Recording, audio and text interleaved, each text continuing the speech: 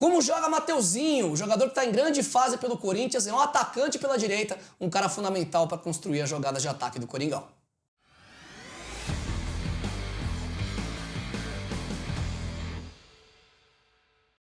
Fala, meus queridos, eu sou Alexandre Senechal e visão para o jogo de hoje é sobre a fase do Mateuzinho, lateral direito do Corinthians, já jogando como ala agora, muitas vezes o Coringão jogando com 3 zagueiros, tem muita liberdade pela direita e tá sendo um cara fundamental no apoio, fundamental para ser esse atacante pela direita. Por isso que eu tô aqui com o William Borges, analisou o comportamento do Mateuzinho nos últimos jogos e não é forçar a barra falar que é um atacante pela direita, né, Will? Não, e como você bem pontua, a análise aqui dele é ofensiva, porque o Corinthians cria um fator novo, utilizando até muitas vezes desses 3 zagueiros, para não ficar tão engessado nesse esquema central. Com Garro, Memphis, quando tem o Yuri, muito centralizado, não tem pontas, até uma dificuldade do Corinthians no mercado foi essa, de ir atrás de pontas. Você cria esse fator novo com os 2 laterais. Bidu também está merecendo análise, que Bidu está jogando muita bola. Mateuzinho pela direita. Em breve, vamos ter calma, né?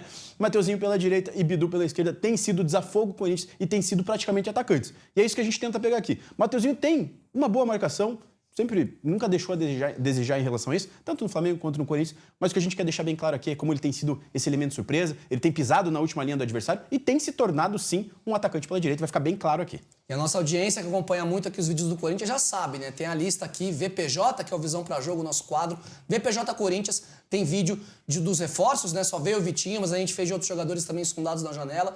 Tem análise do mercado do Corinthians, como é que foi, o que ficou faltando nas peças. Ficou faltando ponta, mas o Dorival Júnior está conseguindo encontrar boas soluções, já que não tem os pontas, com o Mateuzinho e Matheus Bidu. Então a gente pede para você entrar no canal e conferir todos os vídeos do Corinthians aqui. E essa semana tem análise do Guinegão, tá? Verdade, e daí próximo. E o curioso, porque daí o Guinegão é com comportamentos até mais defensivos, que é um jogador que tem ajudado muito, recompondo, enfim, marcando para os outros. É verdade. Então deixa o teu like, segue aqui a gente se você está chegando agora.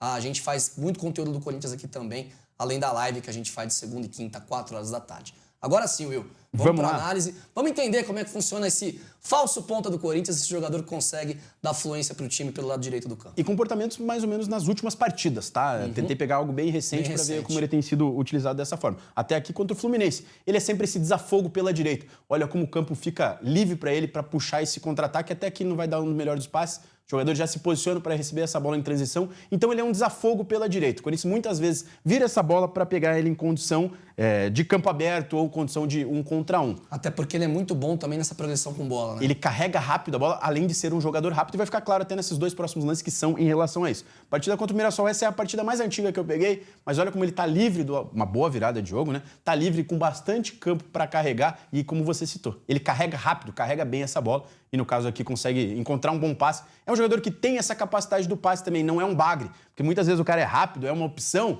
e na hora de pensar se atrapalha todo. Mais uma vez, um jogo contra o Palmeiras, olha como ele é essa opção. Olha como ele tem campo pela direita, uma saída rápida, transição muito bem utilizada por o Corinthians. Nesse ele acaba ficando até meio sozinho.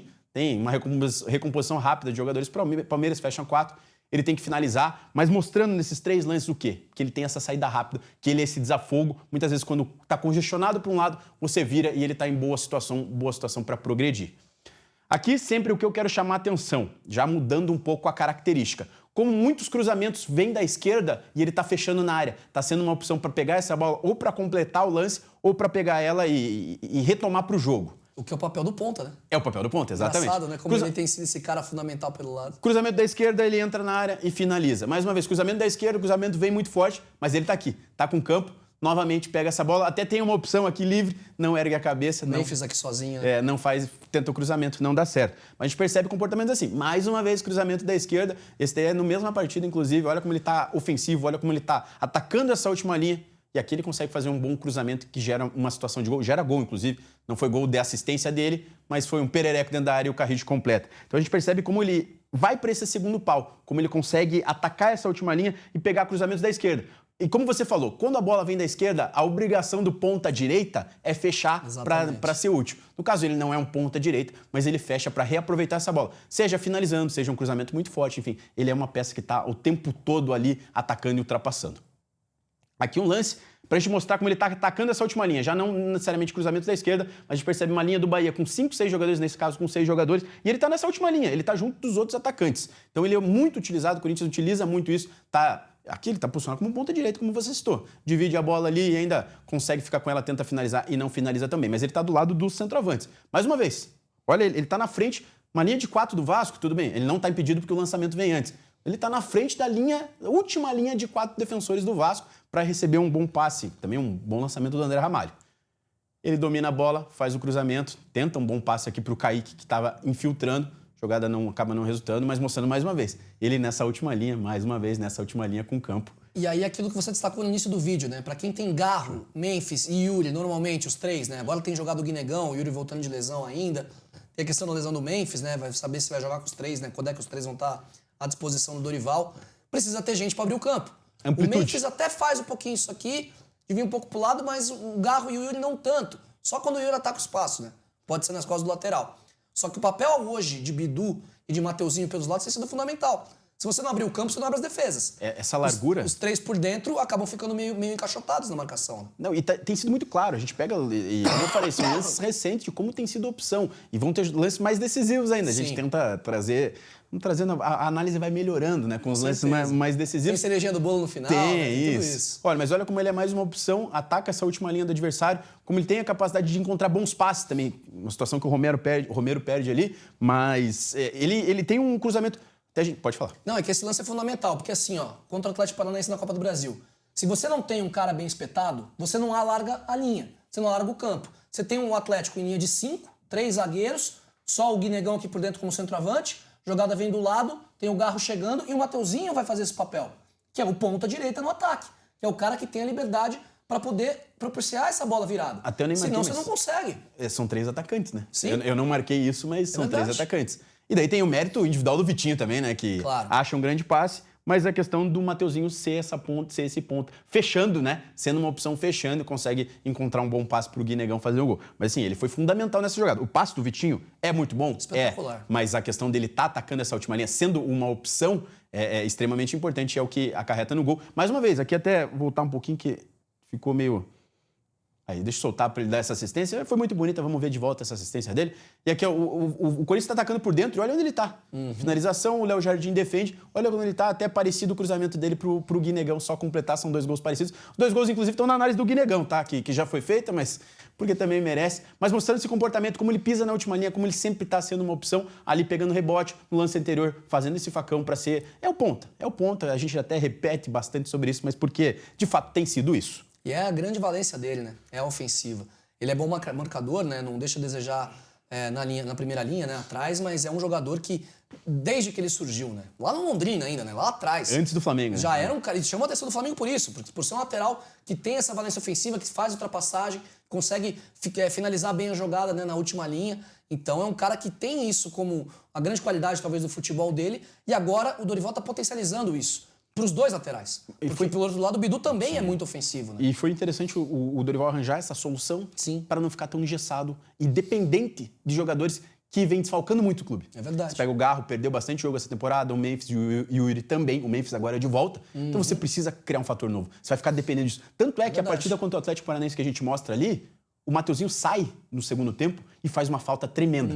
Por isso fica com 4 zagueiros, fica Félix Torres, Kaká, André Ramalho e Gustavo Henrique. Pra ver como fez falta. O Mateuzinho ficou de fora de algumas partidas, o Charles teve que jogar ali. Então, pra você ver como é importante ter esse esquema e quando não atua, dá uma... O Corinthians perde essa força pelo lado direito. É inevitável, né? Até por não ter outro lateral de ofício, né?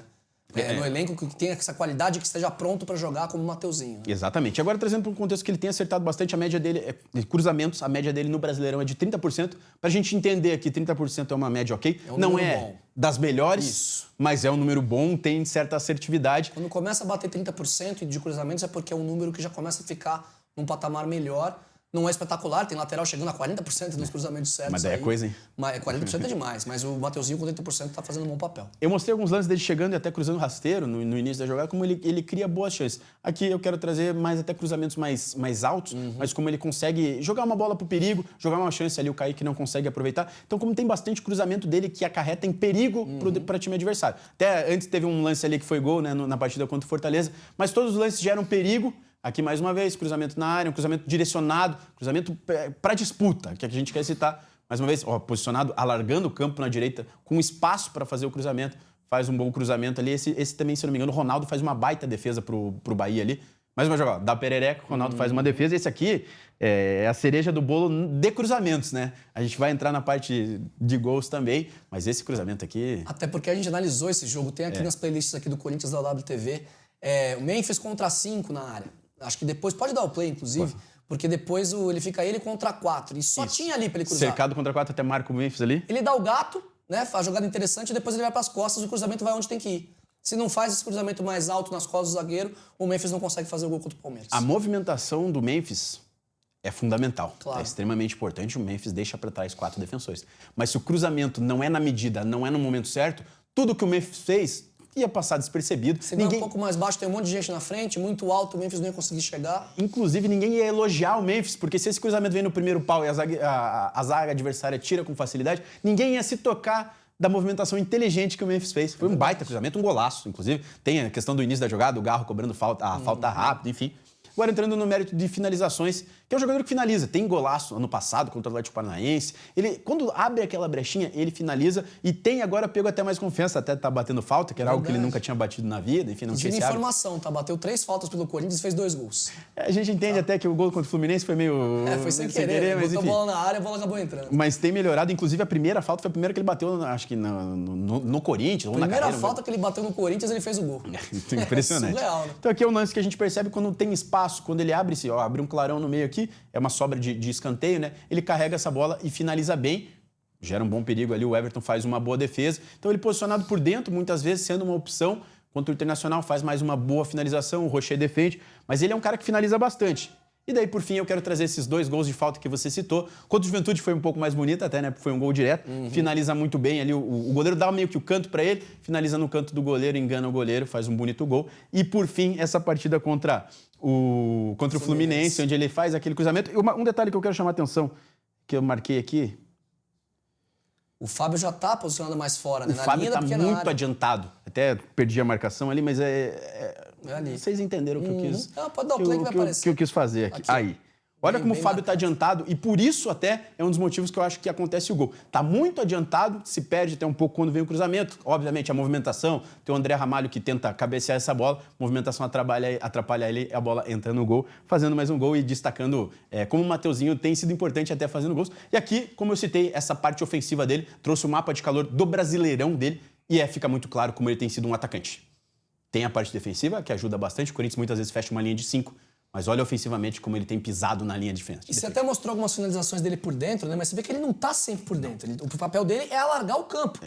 Defensivamente, né? Tem uma função muito grande porque não tem o ponta dobrando.